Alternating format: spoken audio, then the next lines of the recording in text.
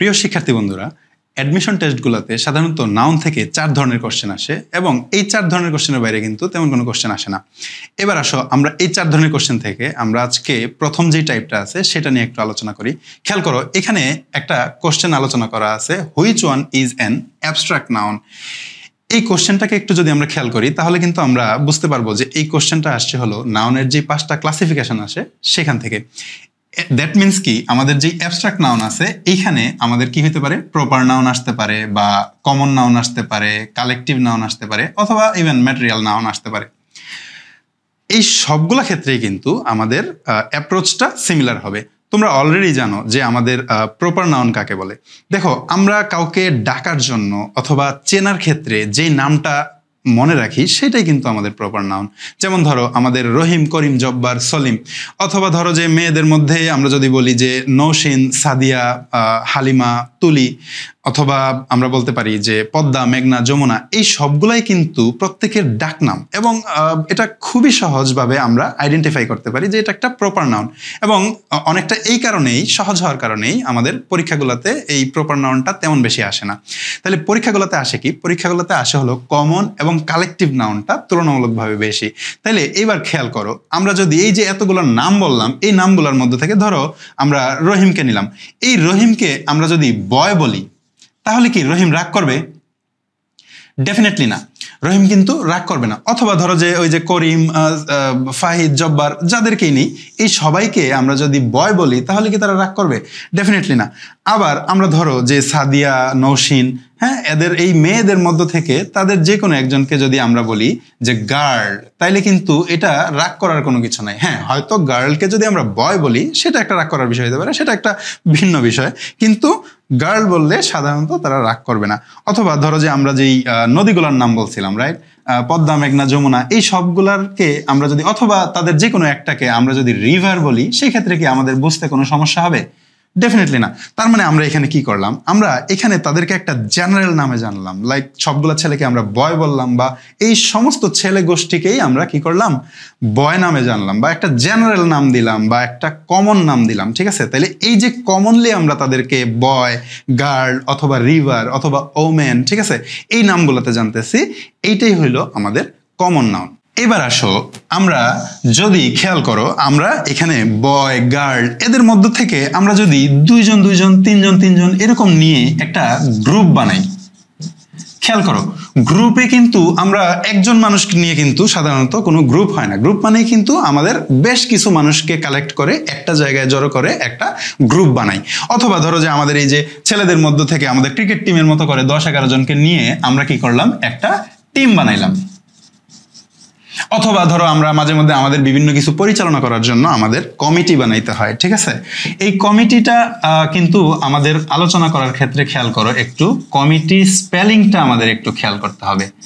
দেখো, কমিটি শব্দটা কিন্তু অনেক জটিল, যার কারণে এটা স্পেলিং মিস্টেক টাইপ অফ কোশ্চেনে এটা যথেষ্ট আসে। ঠিক আছে, সো এটার স্পেলিংটাও আমরা একটু খেয়াল রাখবো। তো আমরা যেটা বলতেছিলাম যে আমাদের বয় বা গার্ল থেকে কিছু মানুষকে নিয়ে আমরা কি করছি, একটা গ্রুপ বানাইছি। ঠিক আছে, তো কালেকশন অফ সাম পিপল, ঠিক আছে, বা টিম বানাইছি, 11 জন মানুষকে নিয়ে আমরা একটা টিম বানাইছি বা আমাদের কমিটি বানাইছি। ঠিক আছে, ইভেন আমরা আরো বলতে পারি যেমন আমাদের ফ্যামিলি। ঠিক আছে, ফ্যামিলি কিন্তু কখনোই কি হয় না, একজন মানুষকে নিয়ে হয় না, এখানে 5-7 জন মানুষের একটা গ্রুপকে নিয়ে একটা ফ্যামিলি হয়। তাহলে এখানে দেখো আমরা কি করলাম, একটা কালেকশন অফ সামথিং, একটা অবজেক্ট হইতে পারে, মানুষ হইতে পারে, এরকম কোনো কালেকশন নিয়ে আমরা কি করলাম, গ্রুপ বানাইলাম, টিম বানাইলাম বা কমিটি বানাইলাম। এগুলো সবগুলাই কি কালেকটিভ নাউন।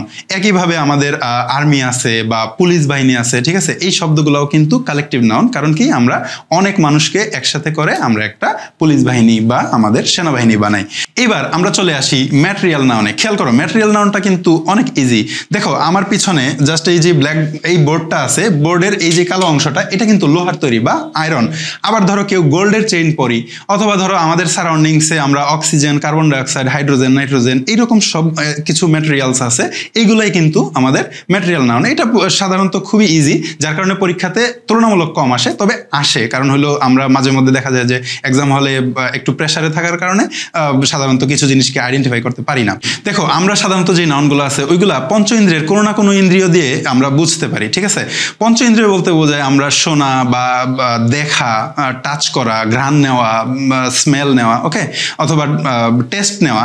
তো এই যেই ইন্দ্রিয়গুলো আছে এগুলোর মাধ্যমে বুঝতে পারি না এরকম কিছু ওয়ার্ড, ঠিক আছে? এবং তারা নাউন, সেগুলোকে আমরা অ্যাবস্ট্রাক্ট নাউন বলি। যেমন ধরো অনেস্টি, ঠিক আছে? অনেস্টি মানে সততা। দেখো সততা কিন্তু ধরা, ছোঁয়া, খাওয়া এরকম জিনিসগুলোর বাইরে, ঠিক আছে?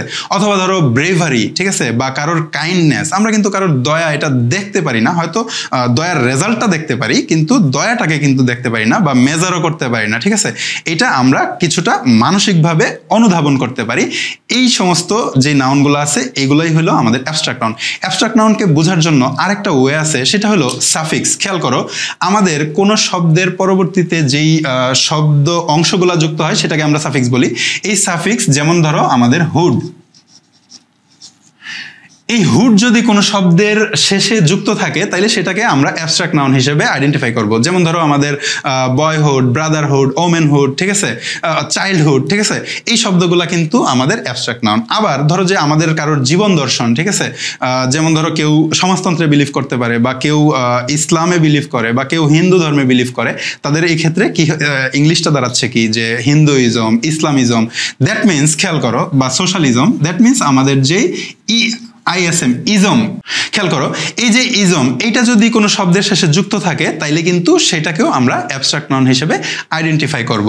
এখানে আরেকটা জিনিস বলে রাখা দরকার যে অ্যাবস্ট্রাক্ট নাউন বোঝার ক্ষেত্রে আমাদের কিন্তু vocabulary, not only abstract noun, actually overall আমরা সব কিছু বোঝার ক্ষেত্রেই কিন্তু আমাদের ভোকাবুলারিটা অনেক বেশি ইম্পর্টেন্ট। সো ভোকাবুলারিতেও কিন্তু তোমাদের একটু গুরুত্ব দিতে হবে।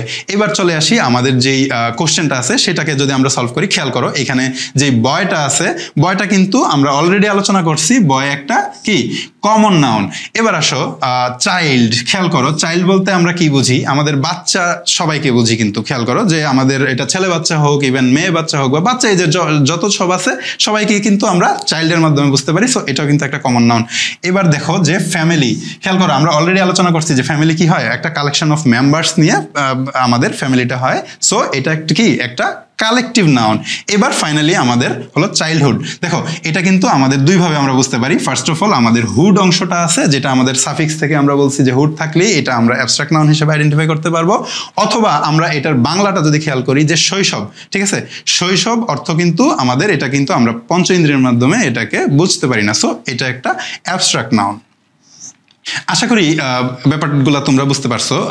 এখন আরেকটা জিনিস খেয়াল করো যে তোমরা যখন নাউন পড়বা তখন কিন্তু তোমরা এই যে টাইপটা আমরা পড়াইলাম, এই টাইপের যত কোশ্চেন আছে সেগুলোকে তোমরা তোমাদের বইয়ে নাউন টাইপ 1 হিসেবে চিহ্নিত করতে পারো। তাইলে তোমরা কি করতে পারবা, পরবর্তীতে রিভাইজ করার ক্ষেত্রে কিন্তু খুব ইজিলি বুঝতে পারবা যে এটা এই টাইপের কোশ্চেন এবং এটাকে এইভাবে অ্যাপ্রোচ করতে হবে, এবং হোপফুলি তোমরা খুব ভালোভাবে সেটা পারবা। এবং আমাদের নাউনের যে পরবর্তী লেকচারগুলো আছে সেটা আমাদের পরবর্তী আরো 3টা ক্লাসের মাধ্যমে আসতেছে। আশা করি তোমরা দেখবা। আমন্ত্রণ রইল দেখার জন্য। Thank you.